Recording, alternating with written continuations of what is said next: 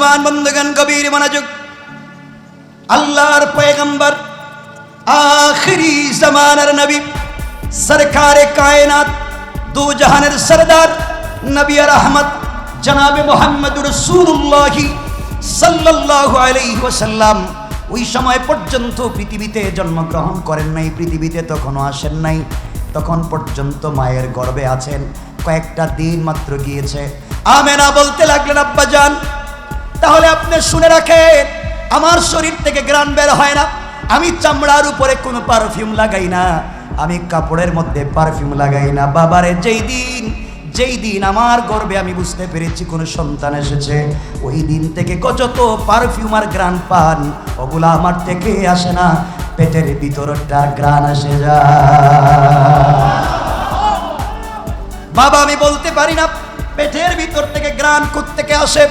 বাবা আর অনেক ঘটনা আছে, বলতে চাই। আব্দুল মুত্তালিব বললেন, তাহলে আমি শুনতে চাই, বলো কি হয়েছে। আমেনা বলছেন, বাবা তাহলে শুনেন, আমি আপনার কাছে অনেকগুলা জিনিস আজকে বলতে চাই। বাবা যেই দিন আমার সন্তান আমার পেটে এসেছে, ওই দিন 4 জন মহিলা গভীর রাত্রে আমার সঙ্গে দেখা করতে এসেছেন। 3 জনের নাম বলবো বাজান, একজনের নাম বলবো না। ওই 3 জন মহিলা গভীর রাত্রে আমাকে এসে ঘুম থেকে উঠায়া তারা তাদের পরিচয় দিলেন, আমার কপালে চুম্বন করলেন, আমার গলায় মালা পরাইয়া দিলেন, আর বললেন, শোনো তোমাকে বলে রাখি, যার জন্যে আজকে আমরা এতদিন থেকে কষ্ট পাচ্ছি তিনি তোমার পেটে চলে এসেছেন, জান্নাতেই তিনি আমাদের স্বামী হয়ে যাবেন। পড়েন সুবহানাল্লাহ। আব্দুল মুত্তালিব দাঁড়িয়ে গেলেন, কি বলতে চাও বলো। হযরতে আমেনা বলছেন, বাবা তাহলে শুনেন, যিনি আমার সঙ্গে দেখা করতে এসেছিলেন একজন হলেন ঈসা আলাইহিস সালামের মা হযরতে মারিয়াম।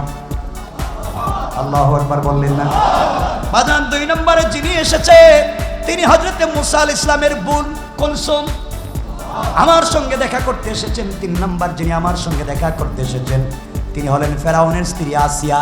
তারা 3 জন এসে বললেন তারা নাকি আমার সতীন হবে জান্নাতে, তারা নাকি আমার বাচ্চাদের জন্ম নিচ্ছে, আমার বাচ্চার স্ত্রী তারা হবে।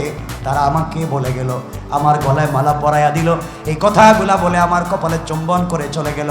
বাজান তারা যেদিন এসেছে যেদিন চলে গিয়েছে, ওই যে কয়েকটা মুহূর্ত গভীর রাত্র আমার সঙ্গে ছিল, আজ পর্যন্ত তাদের চেহারা, তাদের সৌন্দর্য, তাদের সুঘ্রাণ আমি নাক থেকে বলতে পারি না। আব্বাজান শুধু তা না, আপনাকে আরো বলতে চাই, যেদিন আমার সন্তান আমার পেটে এসেছে ওই দিন যখন আমি রাস্তা দিয়ে বের হয়ে যাই, মক্কার উত্তপ্ত বালির উপর দিয়ে যখন আমি হাঁটি, পাথরের উপরে যখন আমি পা রাখি, তখন উত্তপ্ত পাথর পর্যন্ত ঠান্ডা হয়ে যায়। ও আব্বাজান, আমি যখন গরম রাস্তা দিয়ে হেঁটে যাই, সূর্য যখন উদিত হয়ে যায়, সূর্যের আলো সূর্যের রোদ যখন লেগে যায়, আমি তাকাইয়া দেখি আসমানের মেঘমালা আস্তে আস্তে করে আমার মাথার উপরে ছায়া দিতে থাকে। কোন সুবহানাল্লাহ। আব্বা জান আমি যখন রাত্রবেলা হয়ে যায় তখন শুনি আমার ঘরের চতুর্দেওয়াল আমাকে সালাম দেয়, আমি যে বিছানায় শুয়ে থাকি বিছানা সালাম দেয়, মাটি আমাকে সালাম দেয়, সবাই আমাকে সালাম দিতে থাকে। আব্বা জান এজন্য আপনাকে বলতে চাই, আমি কিছুই বুঝতে পারতেছি না আমার পেটের ভিতরে কে আছে, যার কারণে এগুলা হয়।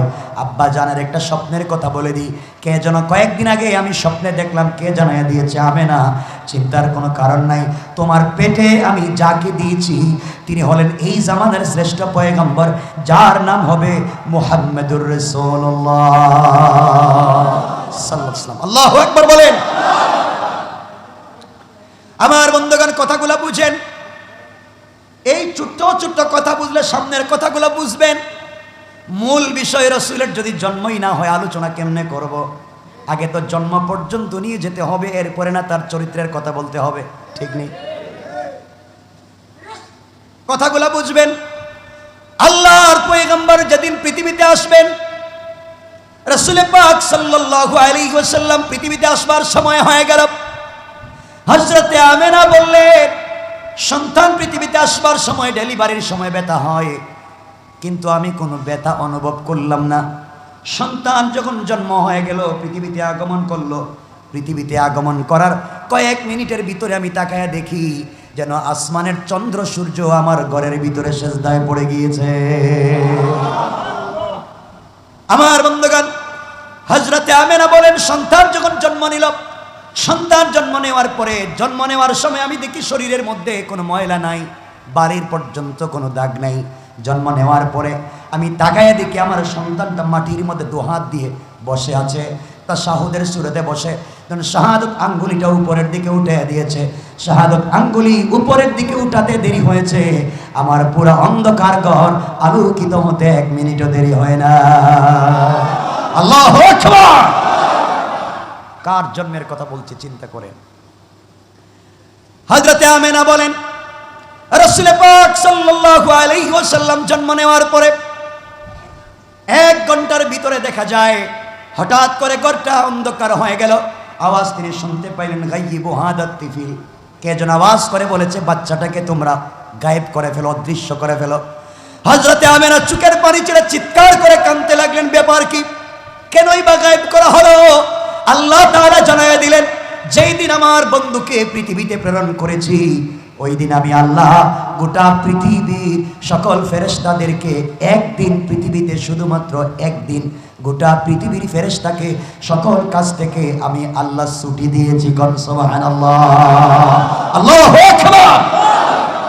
সব আনন্দের জিনিস, এখনো পালনের কিছু আসেনি, সব বলতে পারবেন।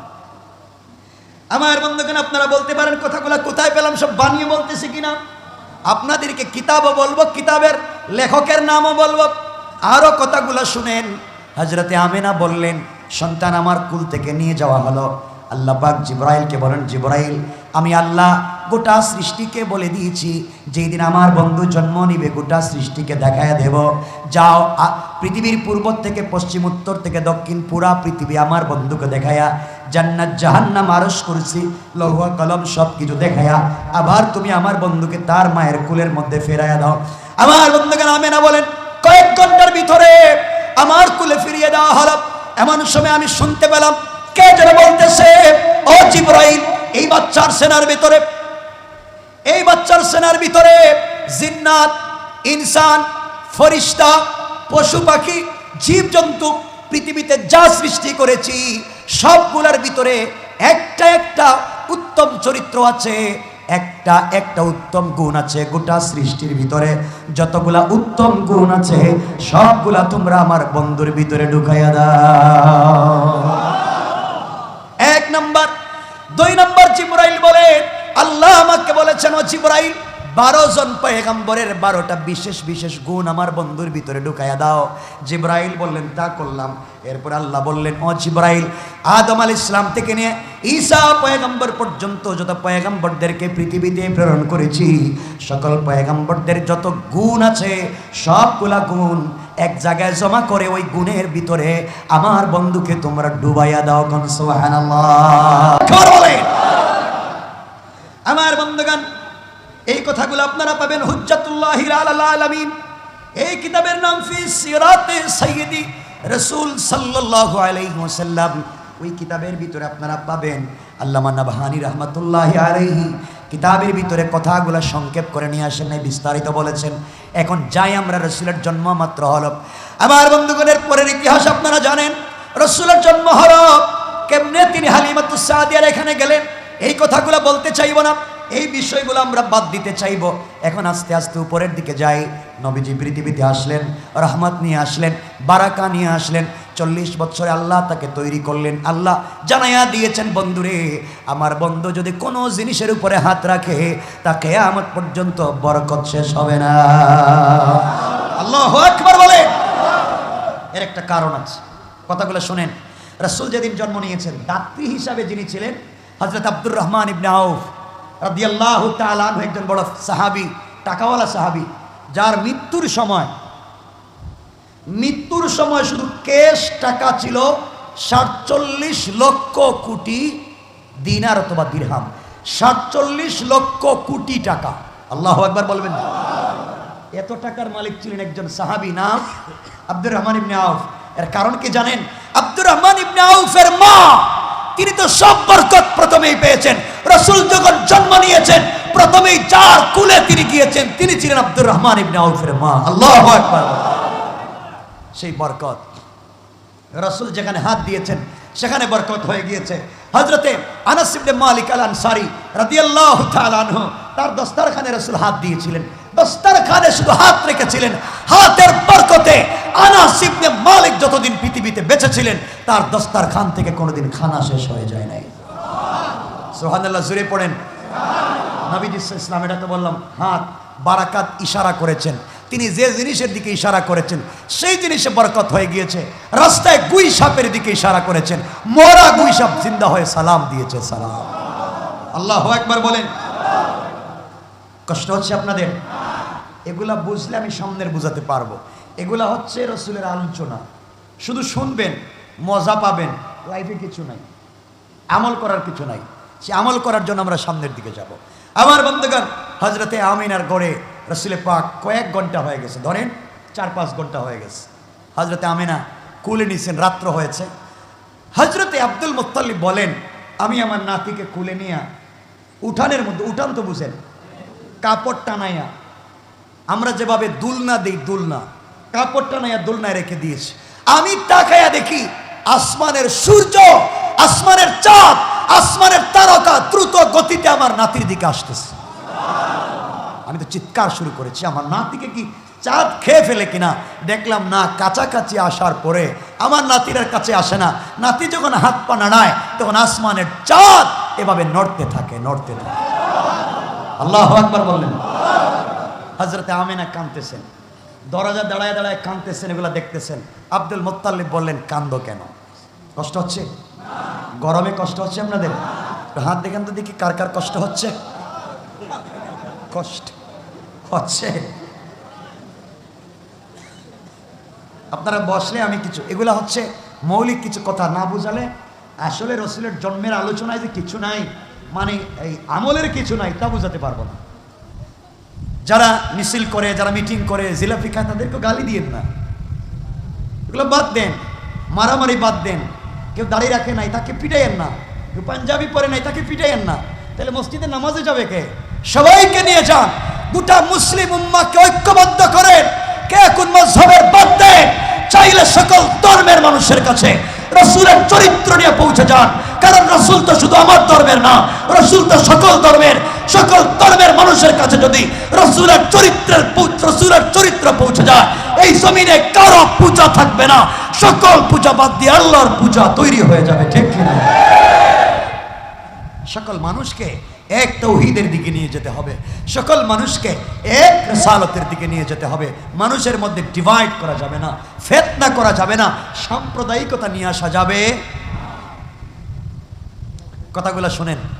হযরতে আমিনা দাঁড়ায় দাঁড়ায় কাঁদতেছেন। আব্দুল মুত্তালিব বলেন, কান্দো কেন? হযরতে আমিনা বলতে লাগলেন, কান্দি, আজ যদি আমার স্বামী দুনিয়ার জমিনে বেঁচে থাকতেন, আব্দুল্লাহ যদি বেঁচে থাকতেন, আমার সন্তানটাকে এই মুহূর্তে হয়তো কোনো জায়গায় নিয়ে যেতেন, ঘোরাঘুরিতে নিয়ে যেতেন। মক্কার জমিনে জাজিরাতুল আরবে তখন সব থেকে দুটা বড় মেলা হতো, একটা উক্কাজের মেলা আর একটা নাম মাজান্না, দুইটা মেলা হতো। হয়তো আমার সন্তানকে নিয়ে কোনো জায়গায় মেলায় চলে যেত। আজ যদি আব্দুল্লাহ দুনিয়ার জমিনে বেঁচে থাকতেন, আমার সন্তানকে কুলে করে নিয়ে তিনি হয়তো কোনো খেলনা এনে দিতেন। আল্লাহ আওয়াজ করতে লাগলেন, আমিনা, তোমার স্বামী আব্দুল্লাহ দুনিয়ার জমিনে বেঁচে থাকলে খেলনা নিয়ে আসতো প্লাস্টিকের, মাটির, কাঠের অথবা স্টিলের, লোহার। আর আমি আল্লাহ, আমার বন্ধু, সে তো তোমার সন্তান, আব্দুল্লাহর সন্তান, আর কিছু না। আমি আল্লাহ যার প্রেমে পড়ে গোটা দুনিয়ার কুরসি লৌহ কলমকে সাজাইলাম, আমি আল্লাহ আমার বন্ধুর প্রেমে পড়ে মাজান্নার উক্কাজের মেলা থেকে খেলনা আনতে যাই নাই, বরং আসমানের চন্দ্র সূর্যগুলাকে আমার বন্ধুর জন্য খেলনা বানাইয়া দিলাম। আল্লাহু আকবার। আমিনা, তুমি কাঁদতেছো। হযরত আব্দুল্লাহ বেঁচে থাকলে তোমার সন্তানকে নিয়ে হইলে ঘুরতে নিয়ে যেত মক্কায়, মদিনায়, তায়েফে, নানার বাড়ি, মামার বাড়ি, চাচার বাড়ি, বাতিজার বাড়ি নিয়ে যেত। আর না, আমি আল্লাহ আমার বন্ধুকে নিয়ে যাওয়ার জন্যে আমি আল্লাহ একদিন দুনিয়ার জমিনে আসবো রে আমিনা। আমার বন্ধুকে হাত ধরাইয়া সর্বপ্রথম যেই জায়গায় নিয়ে যাব তার নাম হলো বাইতুল মুকাদ্দাস। ওখানে নিয়ে যাব। ওখান থেকে আমি আল্লাহ 1 আসমান 2 আসমান 3 আসমান 4 আসমান 5 আসমান 6 সপ্তম আসমান সবগুলাকে ঘুরাইয়া সবগুলা প্রদর্শন করাইয়া আরশ, কুরসি, লৌহ কলম, সিদরাতুল মুনতাহা ওই জায়গা পর্যন্ত নিয়ে জান্নাতে নিব, জাহান্নামে নিব, বাইতুল মামুরে নিব। আমি আল্লাহ কোথায় থাকি সেই জায়গায় পর্যন্ত নিয়ে আসব। আমার বন্ধুর মনে প্রশ্ন থাকতে পারে, সব জায়গা যিনি দেখাইল, জান্নাত জাহান্নাম যিনি দেখাইলেন, আরশ কুরসি যিনি দেখাইলেন, সেই লোকটাকে তো আজও দেখলাম না। এই জন্যে আমি আল্লাহ আমার বন্ধুকে আমার গড়ি নিয়ে আমি যে চেয়ারে বসা দেখাইয়া দিব, বন্ধুরে তাকাইয়া দেখো, যে তোমাকে ঘুরাইছে আমি হলাম সে, আর তোমার প্রেমে পড়ে সবগুলা জায়গায় তোমার নাম দিয়ে ডিজাইন করে দিলাম। আল্লাহু আকবার। ফাকাবা কাউসাইনি আও আদনা, ওগুলা বলে ফেলেছি একদিন, ওদিকে আর যাচ্ছি না। আমার বন্ধুগণ, সেই হচ্ছে রাসূল, এই হচ্ছে রাসূলের জন্ম। তিনি বড় হতে লাগলেন, আর অনেকগুলা ঘটনা আছে। রাসূল যখন বড় হতে লাগলেন আস্তে আস্তে, এই বড় হওয়াটার ভিতরে অনেকগুলা ঘটনা আছে। আমরা সেই ঘটনার দিকে যাব না। এখন আসুন আমি যে কথা বলতে চাই, রাসূল সাল্লাল্লাহু আলাইহি ওয়াসাল্লাম আমাদের জন্য কি আনলেন, আমাদের জন্য কি আনলেন, তার জন্মে এত এত ঘটনা, আমাদের জন্য কি নিয়ে আসলেন। রাসূলের একটা সুন্নতকে যদি মানতে পারেন, কয়টা সুন্নত? কয়টা? একটা সুন্নতকে যদি মানেন, জিন্দেগির কি হতে পারে আপনাদেরকে ছোট্ট একটা ঘটনার দিকে নিয়ে যাই সংক্ষেপ করে। মিশরে যখন যুদ্ধ হয়, খলিফাতুল মুসলিমিন আমিরুল মুমিনিন হযরত ওমর ফারুক রাদিয়াল্লাহু তাআলা আনহু জামানায় সাদ ইবনে আবি ওয়াক্কাস রাদিয়াল্লাহু তাআলা আনহুকে সেনাপতি বানায়া মিশরে পাঠাইয়া দিলেন। হযরত সাদ ইবনে আবি ওয়াক্কাস মিশরে যাওয়ার পরে মিশরের দুর্গ গেট লাগাইয়া দিয়েছে ইহুদি খ্রিস্টানেরা, ভিতরে ঢোকা যায় না। 1 মাস হয়ে গেছে, বাহিরে দাঁড়াই আছেন, ভিতরে ঢুকতেও পারেন না, যুদ্ধও করতে পারেন না, জয়লাভও করতে পারেন না। কয়দিন গেছে? সবাই বলেন 1 মাস। সাদ ইবনে আবি ওয়াক্কাস চিঠি দিলেন খলিফাতুল মুসলিমিনের কাছে মদিনায়, খলিফাতুল মুসলিমিন 1 মাস হয়ে গেল, আমরা তো মিশর বিজয় লাভ করতে পারতেছি না, আমাদের খাবার শেষ হয়ে যাচ্ছে, আমাদের সৈন্যবাহিনী দুর্বল হয়ে যাচ্ছে, কিন্তু ইহুদিরা কাফেররা তো গেট মিশরে লাগাই দিছে, ভিতরে ঢোকা যায় না, আমরা কি করব? হযরত ওমর চিঠিতে লিখলেন, আমি তোমাদেরকে কোনো সাহায্য করতে পারবো না, তোমরা দেখো তোমাদের চলাফেরায় কোনো একটা সুন্নত ছুটে গেল কিনা। আমার মনে হচ্ছে কোন সুন্নত ছুটে গিয়েছে, আর সুন্নতের কারণে তোমরা জয়লাভ করতে পারতেছো। চিন্তা করেন, এই চিঠি যখন পৌঁছে গেল, সাদ ইবনে আবি ওয়াক্কাস সবাইকে নিয়ে বসলেন। সবাইকে নিয়ে বসবার পরে বলতে লাগলেন, দেখো তো আমরা কি একটা সুন্নত ছেড়ে দিয়েছি। সবাই বলছেন, না না, আমরা কোনো সুন্নত ছাড়ি নাই, সব তো ঠিক মতো আদায় করতেছি। কয়েকজন সাহাবী দাঁড়ালেন, তারা বলতে লাগলেন, সেনাপতি সাদ ইবনে আবি ওয়াক্কাস 1 মাস থেকে যুদ্ধের ময়দানে থাকবার কারণে পরিশান, এই পরিশান থাকবার কারণে আমরা টাইম মতো মেসওয়াক করতে পারতেছি না, ঠিক মতো মেসওয়াক করতে পারতেছি না, এই একটা সুন্নতে আমাদের দুর্বলতা আছে। সাদ ইবনে আবি ওয়াক্কাস বললেন, শোনো, আজকে ফজরের সালাতের সময় সবাই মিলে মেসওয়াক করো, মেসওয়াক ছাড়া যাবে না। কয়েক হাজার সৈন্যবাহিনী ফজরের আগে সালাত পড়বার জন্য, ওযু করবার জন্য মেসওয়াক খুঁজতে লাগলেন। রাস্তাঘাটে আশেপাশে যতগুলা গাছ দেখতে পাইলেন, সবগুলা গাছের ডাল ভাঙতে লাগলেন, আর মুখের মধ্যে নেমে মেসওয়াক করতে লাগলেন। কাফেরেরা দুর্গের মধ্যে দাঁড়াইয়া দাঁড়াইয়া দেখতেছে, আরে এরা কোন জাতি, এতদিন তো দেখলাম দাঁড়াই আছে, কাজ কাম করতে পারে না, মাছ মাংস খায়, এখন দেখতেছি গাছও খাওয়া শুরু করছে। এই জাতিরা তো চিনা বড় মুশকিল, কখন কি করে। হঠাৎ করে 1 মাস পরে আজকে দাঁত পরিষ্কার করতেছে কেন? তাহলে সকাল হওয়ার আগে আগে ওরা কি আমাদেরকে কামড়াইয়া খাবে নাকি? সবাই দেখে যে ঐক্যবদ্ধভাবে গাছের ডাল সব ভেঙ্গে মুখের ভিতরে নিয়ে চাবাইতেছে। সবার ভিতরে ভয় ঢুকে গিয়েছে। ভয় ঢুকাই দিয়েছেন কে? আরো জোরে বলেন কে? ছোট্ট একটা সুন্নতের কারণে ভয় ঢুকাই দিয়েছেন। কাফেররা সমস্ত একত্রিত হলো, আর বলতে লাগলো, ভাই রে, এরা যেইভাবে মিশরের অলিতে গলিতে একটা গাছ রাখতেছে না, সব গাছের ডাল মুখে ঢুকাই দিতেছে, দাঁতকে যেভাবে ধার করতেছে, ফজরের সকাল হয়ে গেলে তো একটারও জিন্দা রাখবে না, আমাদের গাছ তো কামড়াইয়া খাবে, ভাগো। মুসলমানরা ফজরের সালাত শুরু করে দিয়েছেন। কাফেরেরা ভয়ে পলায়ন করেছে, দুর্গ খুলে দিয়েছে, দুর্গ থেকে কয়েক মাইল দূরে পলায়ন করেছে। মুসলমানেরা নামাজের পরে তাকাইয়া দেখেন কাফেরেরা নাই, তারা আস্তে আস্তে দুর্গের গেটে গেলেন, গেট খুলবার জন্য তরবারি বের করলেন, তাকাইয়া দেখেন তরবারি লাগবে না, গেট খোলা। চিন্তা করতে লাগলেন, কাফেররা কৌশল করে গেট খুলে রাখছে, ভিতরে গেলে হয়তো আমাদেরকে আঘাত করবে। অস্ত্রে শস্ত্রে সজ্জিত হয়ে ভিতরে ঢুকলে, ভিতরে ঢুকে দেখেন কয়েক কিলোমিটারের ভিতরে কোনো কাফের নাই। অনেক দূরে কয়েকজন কাফেরকে দৌড়াতে দেখলেন। ওরা ডাক দিয়ে বলছে, ভাই আমাদেরকে দৌড়াইস না, যাদেরকে খাইছস তারাই খাইছস, আমাদের দৌড়াইস না। চিন্তায় পড়ে গেলেন সাহাবায়ে কেরাম কে কারে খাইছে। হঠাৎ করে বুঝতে পারলেন। হযরতে সাদ ইবনে আবি ওয়াক্কাস বললেন, শোনো রে, আজকে আমরা রাসূলের একটা সুন্নাত মিসওয়াকের উপরে আমল করেছি, আর আল্লাহ এর বরকতে গোটা মিশরকে বিনা যুদ্ধে আমাদের কাছে দান করে দিয়েছেন। কোন সুবহানাল্লাহ, আল্লাহু আকবার। একটা সুন্নতের উপরে আমল। মিসওয়াক আছে তো? আছে তো সবার? এই যে এক দুইজন বাইর করতেছে, লজ্জাও দিব না আমি, সবাই মিসওয়াক কিনবো ইনশাআল্লাহ। যে মিসওয়াক বিক্রি করতেছে মনে করতেছে আমার একটা ব্যবসা হইব, কিন্তু আমি ব্যবসার জন্য বলতেছি না, সবাই মিসওয়াক কিনবো তো ইনশাআল্লাহ। এই কথাগুলো বুঝেন তো, সামনে কথা বলবো, এখনো সময় আছে, কথা বুঝেন। এই হচ্ছে এতটুকুন। এখন ভালোবাসা কার নাম? আব্দুল্লাহ বিন যায়েদ বিন আব্দে রব্বিহি একজন সাহাবীর নাম। আব্দুল্লাহ বিন যায়েদ বিন আব্দে রব্বিহি, যিনি স্বপ্নে, এই যে আমরা আজান দিই 5 ওয়াক্ত নামাজে, আজান দেইনি, আজান তিনি স্বপ্নে দেখেছিলেন যে এভাবেই আজান দিতে হয়। উনার নাম আব্দুল্লাহ বিন যায়েদ বিন আব্দে রব্বিহি। তিনি একদিন বাগানের ভিতরে কাজ করতেছেন। কিসে কাজ করতেছেন? সবাই বলেন। বাগানের মধ্যে কাজ করতেছেন। হঠাৎ শুনলেন রাসূল পাক সাল্লাল্লাহু আলাইহি ওয়াসাল্লাম ইন্তেকাল করেছেন। নবীজি ইন্তেকাল করেছেন, এই কথা শুনবার পরে কাজ ছেড়ে দিয়েছেন। উপর দিকে দুটো হাত উঠায় বলছেন, আল্লাহ, আমি তো এই দুইটা চোখ দিয়ে রাসূলকে দেখতাম, এই দুই চোখ দিয়ে রাসূলকে দেখতাম, আজ শুনতে রাসূল ইন্তেকাল করেছেন, আমার এই চোখের আর দরকার নাই, এই চোখ দিয়ে আর কোনো জিনিস দেখবার দরকার নাই। আল্লাহ রাসূলকে যদি দেখতে না পারে আর কোনো জিনিস দেখবার দরকার নাই। আল্লাহ তুমি আমার দুইটা চক্ষুকে অন্ধ করে দাও, ওই দিন আমার চক্ষুর আলো ফিরিয়ে দিবা, যেই দিন কিয়ামতের দিন আমি রাসূলকে দেখতে পাইব। বলতে দেরি হয়েছে, তার দুইটা চোখ অন্ধ হয়ে যেতে দেরি হয় নাই। এটার নাম ভালোবাসা। নবীজির ভালোবাসা নিজের চোখকে অন্ধ করে দিচ্ছেন, নবীজির ভালোবাসা কলিজা টুকরা সন্তানকে দিয়ে দিচ্ছেন, তার নাম হচ্ছে ভালোবাসা। আর আমাদের তো ভালোবাসার শেষ নাই, আমরা তো এই মুখে মুখে ভালোবাসা, বাস্তবে ভালোবাসা, কথা বলেন, আসেনি? ভালোবাসা নাই। সুতরাং সেই ভালোবাসাটুকু আমাদেরকে বুঝতে হবে। রাসূল পাক পৃথিবীতে এসেছেন, তিনি নিয়ে এসেছেন সুন্নাহ, আল্লাহ দিয়েছেন হুকুম, তাওহীদ, আর রাসূলের হচ্ছে রিসালাত, আমরা তা মানব। রাসূল কেমনে পরিবার চালাইছেন, রাসূল কেমনে ব্যবসা বাণিজ্য চালাইছেন, রাসূল কেমনে স্ত্রী চালাইছেন, রাসূল কেমনে বউ বাচ্চা চালাইছেন, এগুলো হাদিসে নাই? হাদিসে কোনোদিন পাইবেন? হাদিসে কোনো জায়গায় আছে রাসূল তার বউরে পিটাইছেন? বলেন, আপনারা পিটান নাই? কথা বলেন না কেন? তা আপনি আশিকের রাসূল না। শুনছেন কোনোদিন রাসূল ওজনে কম দিছেন? এখানে যারা ব্যবসা করেন ওজনে কম দেননি? কিছু কয় না।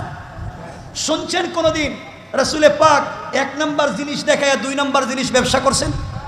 আপনারা করেননি, না বইলেন না, মিথ্যা কথা বইলেন না। আপনারা কি শুনেছেন কোনোদিন যে রাসূল ওযু ছাড়া কোনো রাত্রে ঘুমাইছেন? তাহলে আপনারা ওযু ছাড়া ঘুমান না? কথা বলেন না কেন? আপনারা কি কোনোদিন শুনেছেন যে রাসূলের ফজরের সালাত না পড়ে ঘুমিয়েছিলেন? আপনারা পড়েন? সবাই পড়েন ফজরের সালাত? এই তো আমাদের আপনার মধ্যে সুন্নত নাই। তাহলে কিসের আশিক রাসূল আপনি আর আমি? কিসের আশিক রাসূল? এখানে অনেক মুরব্বি আছে, মুখে দাড়ি আছে, পরনে টুপি আছে, শরীরে পাঞ্জাবি আছে, পকেটে তাসবিহ আছে, 2 বার হজ করেছেন, মসজিদের সভাপতি, মাদ্রাসার ক্যাশিয়ার, খবর নিয়ে দেখেন এলাকার সবথেকে বড় সুদের ব্যবসায়ী। ঠিক কিনা জোরে বলে? অনেক মুসলমান এখানে আছে যারা উমরা করেছে, এরপরে এই ঘাটে হয়তো চান্দা উঠায়, আল্লাহ জানে, ভুল বলে বলেন, আছে না নাই? চান্দাবাজি করে, মনে রাখবেন, যারা চান্দাবাজি করে, শয়তানি করে, বদমাইশি করে, 5 ওয়াক্ত নামাজ পড়ে, সুন্নতের কথা বলে, সমাজের মানুষকে বিভ্রান্ত করতে চায়, আপনারা অন্য ধর্মের বিরুদ্ধে কেন কথা বলেন? কেন কারো মূর্তির বিরুদ্ধে কথা বলেন? আপনি খবর নিয়ে দেখেন সবগুলো শয়তানে মুসলমানদের ঘর ভরপুর হয়ে আছে। ঠিক কিনা বলেন? মুসলমানদের ঘরে ভরা। কেন আপনি অন্য ধর্মের বিরুদ্ধে কথা বলেন? কি দরকার আছে? আপনি একজনের মূর্তিরে গালি দিলে সে তো আপনার আল্লাহর গালি দিবে। আল্লাহ তো কোরআনে এই কথা বলছেন, তোমরা আরেকজনের মূর্তিরে গালি দিবে, সে আমারে গালি দিবে। গালাগালি করে কোনো লাভ নাই, কিলাকিলি করে কোনো লাভ নাই, দিন পৌঁছায়া দাও, লিল হিকমা ওয়াল মাউইযাতিল হাসানা, হিকমতে পৌঁছায়া দাও দিন। মনে রাখবেন একটা কথা বারবার বলে দিচ্ছি, মনে রাখবেন আল্লাহ পাক রব্বুল ইজ্জত ওয়াল জালালকে যদি খুশি করতে হয় একটাই জায়গা, শুধুমাত্র কেবলমাত্র সেজদা। ঠিক কিনা বলেন? আমি শেষ কথা যেটা বলবো এটা হচ্ছে একটা সেজদা যদি আপনারা দেন, একটা সেজদা যদি আপনারা দেন, একটা সেজদা কয়টা? কয়টা? একটা সেজদায় জিবরিল আমিনের 30,000 বৎসরের ইবাদতের চাইতেও 40 লক্ষ গুণ বেশি সওয়াব। হাত উঠান তো দেখি কারা কারা এশার নামাজ পড়েন নাই। দেখছেন সব অলিয়া উলিয়া দেখতেছি। কি ব্যাপার? শুনেন কথা, শোনেন কি বলতে চাই। মোহাব্বত আর ভালোবাসার কথাগুলো বলছি, একটু মনোযোগ দিয়ে শোনেন, বেশি লম্বা করবো না, শোনেন কি বলতে চাই।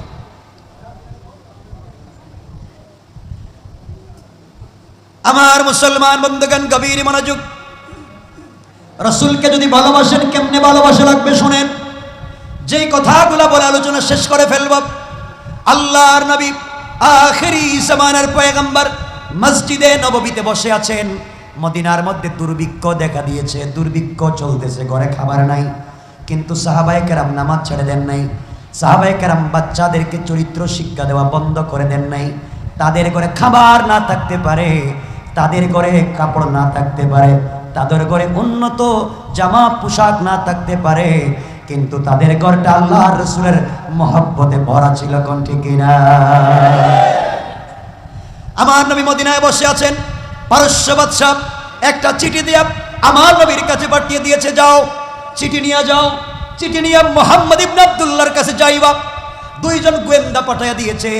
চিঠি নিয়ে চলে যাওয়ার পরে দেখবা মুহাম্মাদের কন্ডিশন কি হয়, তার চরিত্র কেমন, তার সাহাবায়ে কেরামের চরিত্র কেমন। এই সময় নবীজির কাছে মদিনার চিঠি পৌঁছে গেল। সাহাবায়ে কেরামকে নিয়ে আমার নবী মদিনার মিম্বরে মদিনার মসজিদে ঢুকে পড়লেন। সাহাবায়ে কেরামকে বললেন বসো। দুইজন গোয়েন্দা পারস্য বাদশা পাঠিয়ে দিয়েছে। মসজিদের বাহিরে দুইজন গোয়েন্দা দাঁড়িয়ে আছে। নবীজি হযরতে আলীকে বলছেন, আলী তুমি চিঠি পড়ো, চিঠিতে কি লেখা আছে আমাকে দেখতে হবে। মনে রাখবেন এখানে ওমর বসা, হযরতে আবু বকর, উসমান বসা, আব্দুর রহমান ইবনে আউফ বসা। হযরতে আলী চিঠি হাতে নিলেন, চোখের পানি ছেড়ে দিলেন, হাউমাউ করে কাঁদতে লাগলেন। আমার নবীকে জড়াইয়া ধরলেন। একদিকে চাচাতো ভাই, অপরদিকে মেয়ের জামাই জড়াইয়া ধরলেন আর কাঁদতে লাগলেন। ডাক দিয়ে বলেন, ইয়া রাসূলুল্লাহি, ইয়া হাবিবাল্লাহ, পয়গম্বরে আরবি, আপনাকে আমি ভালোবাসি, আমার জীবন যৌবন আপনার জন্য উৎসর্গ করেছি, কিন্তু এই চিঠি আপনার সামনে পড়তে পারবো না। এই চিঠির ভাষা পড়ার মতো করে না, আপনার সামনে পড়তে পারবো না। নবীজি বলেন, ও আলী পড়ো, আমি শুনতে চাই কি বলেছে। হযরতে আলী দাঁড়িয়ে গেলেন, চোখের পানি ছেড়ে পড়তে লাগলেন আর ডাক দিয়ে বলেন, ইয়া রাসূলুল্লাহি, এই চিঠির ভিতরে পারস্য বাদশা আপনাকে গালাগালি করেছে, এই কথাগুলো আমি পড়তে পারি না। নবীজি বললেন, আলী রে, দুনিয়ার মানুষ আমাকে গালাগালি করতে পারে, আঘাত করতে পারে, আমি তো তাদের জন্য রহমত হয়ে এসেছি, গালি দিতে পারি না। বলো কি বলেছে? হযরতে আলী বলছেন, ইয়া রাসূলুল্লাহ, পারস্য বাদশা বলেছে কিছুদিনের ভিতরে আপনার মদিনা দখল করবে, আপনাকে পিটাইয়া রক্তাক্ত করে টেনে টেনে পারস্য নিয়ে যাবে, ইসলামকে উৎখাত করবে, মুসলমানদেরকে জ্যান্ত খবর দিবে আপনি নাকি মক্কা থেকে পলায়ন করেছেন, এই সেই বলে গালিগালাজ করেছে। কিছুদিনের ভিতরে মদিনা দখল করতে চায়। নবীজি বললেন, মুচকি হাসি দিয়া বললেন, ও সাহাবায়ে কেরাম, ইন্নাল্লাহ, আল্লাহ রাব্বুল ইজ্জত ওয়াল জালাল আমাদেরকে বলে দিয়েছেন, আমরা দুনিয়ার জমিনে আল্লাহকে যদি মহব্বত করতে পারি, আল্লাহর তাওহীদকে যদি মহব্বত করতে পারি, তোমরা সবাই মিলে আমি রাসূলের রিসালাতকে যদি মহব্বত করতে পারো, আল্লাহ রাব্বুল ইজ্জত ওয়াল জালাল বলে দিয়েছেন আমাদেরকে দিকভ্রান্ত করবেন না, বিপদে ফেলে দেবেন না। তোমরা বলো তো কি করা যায়? সাহাবায়ে কেরাম বলেন, আপনি বলেন কি করব? মদিনার মধ্যে দুর্ভিক্ষ। নবীজি বলেন, সাহাবীরা ওরা যদি ইসলাম ধর্মকে ভালো করে বুঝবেন, খতম করতে চায়, মুসলমানদেরকে দুনিয়া থেকে উঠে দিতে চায়, কোরআনকে জ্বালিয়ে দিতে চায়, মসজিদ ভেঙে দিতে চায়, এতগুলা প্ল্যান করে মদিনায় আসতে চায়, তোমাকে বলে দিলাম কি করা লাগবে শোনো। ওরা মদিনা দখল করবার আগে আমরা তাদের এলাকা দখল করে ছাড়বো। কোন আল্লাহু আকবার। সাহাবায়ে কেরাম বলছেন, ইয়া রাসূলুল্লাহ, আমাদের অস্ত্র নাই, আমাদের টাকা নাই, আমাদের সেনাবাহিনী নাই, তিন বেলা এক বেলা খাবার নাই, আমরা পারস্য বাদশার বিরুদ্ধে কেমনে যুদ্ধ করব? আল্লাহ রাসূল দীপ্ত কণ্ঠে বলেন, সাহাবীরা শোনো, তারা ইসলামকে মিটিয়ে দিতে চায়। ইসলাম আমার নাম, ইসলাম আল্লাহর মনোনীত ধর্ম, আমরা আল্লাহর মনোনীত, এই জমিনে আল্লাহর প্রতিনিধি। আমাদেরকে যদি ওরা হত্যা করে আর আল্লাহ যদি এর প্রতিবাদ না করেন, তাহলে তিনি আমাদের অভিভাবক হতে পারেন না। সুতরাং আমার বিশ্বাস, আমরা যখন মাঠে নেমে পড়ব, ওই সময় আল্লাহ রাব্বুল ইজ্জত ওয়াল জালাল আমাদেরকে একা মাঠে ফেলে দিবেন না। আল্লাহু আকবার। আমার বন্ধুগণ, নবীজি চাদর ফেলে দিলেন, জমিনে চাদর ফেলে দিলেন, আর বললেন, সাহাবীরা, যে যত পারো যুদ্ধের জন্য তোমরা চাঁদা দেও, আমরা অস্ত্র কিনবো, তরবারি কিনবো, ঘোড়া কিনবো, উট কিনবো, পারস্যের বিরুদ্ধে যুদ্ধ করব। এইভাবে যখন অস্ত্র ভান্ডারকে সমুহিত করতে লাগলেন, সাহাবায়ে কেরাম যার যত আছে দিতে লাগলেন। এখানে আপনারা জানেন মোহাব্বত কার নাম, আপনারা ভালো করে বুঝেন। সবাই তো সবার মতো দিলেন, কেউ বেশি দিলেন, কেউ কম দিলেন, কেউ পুরোটা দিলেন।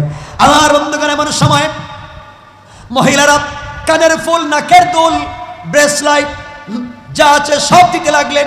একজন মহিলা ওখানে দাঁড়িয়েছিলেন, তিনি দেখলেন তার শরীরে একটা পুরানা ছেঁড়া কাপড় ছাড়া কিছু নাই, পায়ের মধ্যে জুতা নাই, দিনের বেলা খাবার খান নাই।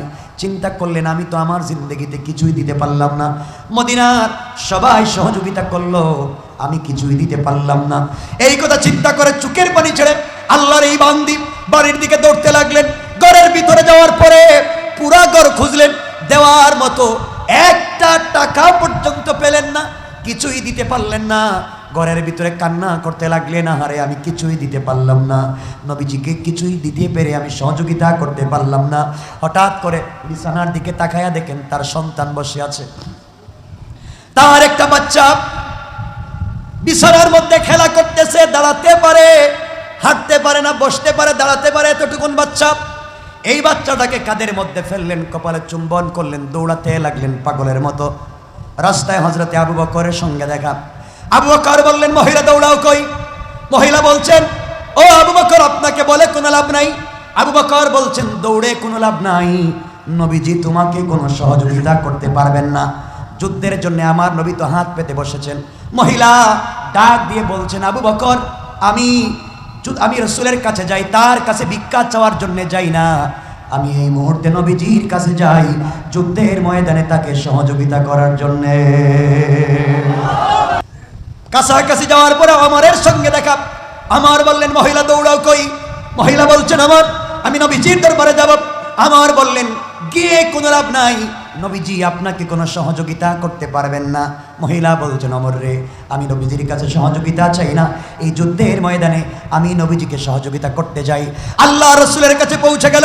নবীজি অসন্তুষ্টের মতো দাঁড়ালেন আর বললেন, মহিলা, এখন তুমি আমার কাছে কি চাও? আমি মানুষের কাছে হাত পেতেছি। চোখের পানি ছেড়ে মহিলা বলতেছেন, ইয়া রাসূলুল্লাহি, ইয়া হাবিবাল্লাহ, পয়গম্বরে আরবি, আপনার কাছে কিছু চাইতে আসি নাই, আমি এই মুহূর্তে আপনার কাছে এসেছি এই যুদ্ধের ময়দানে সহযোগিতা করতে চাই। নবীজি বললেন, কি সহযোগিতা করতে চাও বলো? মহিলা বলতেছে, ইয়া রাসূলুল্লাহ, সবাই তো যার যার মতো করে যুদ্ধের ময়দানে সহযোগিতা করেছে, যে যেভাবে পেরেছে সে সেভাবে দিয়েছে, আমি তো দেওয়ার মতো কিছুই পেলাম না, আমার ঘরে কিছুই নাই। পয়গম্বরে আরবি, ঘরে দৌড়া দৌড়ি করে গিয়েছি, ঘরের ভিতরে আজকে দেওয়ার মতো কিছু পাই নাই, এমনকি আজকের দিনেও আমি খাই নাই। গতকাল একটা খেজুর আর এক গ্লাস পানি খেয়ে আমি রোজা রেখেছিলাম, আজ অবধি আমি ইফতার করি নাই, কিছু খাবার নাই, ঘরে দেওয়ার মতো কিছু পাইনি, পুরনো একটা কাপড়ও পাইনি। হঠাৎ করে দেখি বিছানার মধ্যে আমার এই বাচ্চা খেলা করতেছে। আমি একজন মুজাহিদ শহীদ সাহাবীর স্ত্রী। আমার স্বামী কিছুদিন আগে আপনার ডাকে সাড়া দিয়া জিহাদের ময়দানে শহীদ হয়েছেন। আমার স্বামী যখন যুদ্ধের ময়দানে চলে যায়, ওই সময় আমার স্বামী আমার কপালে চুম্বন করে বলেছেন, স্ত্রী রে, যুদ্ধের ময়দানে চলে যাই, হয়তো জীবিত ফিরে নাও আসতে পারি, তোমার পেটের ভিতরে আমার একটা আমানত আছে, ছেলে হবে না মেয়ে হবে আমি জানি না, আমার সন্তান জন্ম যদি নেই আর আমি যদি শহীদ হয়ে যাই, আমি যে ইসলামের জন্য, যে রাসূলের জন্য, যে আল্লাহর জন্য, যে কোরআনের জন্য, যে তাওহীদের জন্য, যে মসজিদ আর মাদারিসের জন্য আমি আমার জীবনকে উৎসর্গ করতে চলে যাই, আমার সন্তানটা যদি বড় হয়ে যায়, আমার সন্তানটাকেও তুমি এই রাস্তায় দান করে দিবা। আল্লাহু আকবার। পয়গম্বর আরবি এই যুদ্ধে আমার স্বামী শহীদ হয়েছেন, আমি শহীদের স্ত্রী হয়েছি। আমার স্বামী ইন্তেকালের কিছুদিন পরে, শহীদ হয়ে যাওয়ার কিছুদিন পরে আমি আমার বাচ্চাকে ভূমিষ্ঠ করেছি। একটা ফুটফুটে পুত্র সন্তান হয়েছে। এই যে বাচ্চাটা খেলা করতেছিল, এই বাচ্চাটাকে নিয়ে আপনার দরবারে এসেছি। যুদ্ধের ময়দানে দেওয়ার মতো আমি কিছুই খুঁজে পাই না গো পয়গম্বরে আরবি। আমি আমার কলিজার টুকরা এই বাচ্চাটাকে এই মুহূর্তে জিহাদের ফান্ডে দান করে দিলাম। আমার বাচ্চাকে যেখানে কাজে লাগানো যায় ওখানে আপনি লাগাইয়া দেন। আমার নবী কাঁদতে লাগলেন, দাঁড়াইয়া গেলেন, আর বললেন, বলো কি মহিলা, তোমার এই বাচ্চা দিয়ে আমি জিহাদের ময়দানে কি করব? অস্ত্র ধরতে পারবে না, কাফেরদের মোকাবেলা করতে পারবে না, শুশ্রূষা করতে পারবে না, অসুস্থ হলে চিকিৎসা করতে পারবে না, সেবা করতে পারবে না। এই বাচ্চাকে যুদ্ধের ময়দানে আমি নিয়ে কি করব? মহিলা ডাক দিয়ে বলছেন, ইয়া রাসূলুল্লাহ, আপনি তো এমন মুসলমানদের সেনাপতি না, আপনি তো মুসলমানদের এমন অভিভাবক না, আপনি তো মুসলমানদের এমন নেতা নয় যে মুসলমানদেরকে যুদ্ধের ময়দানে ফেলে দিয়া আপনি ঘরের ভিতরে বসে থাকবেন। আপনি তো এমন না।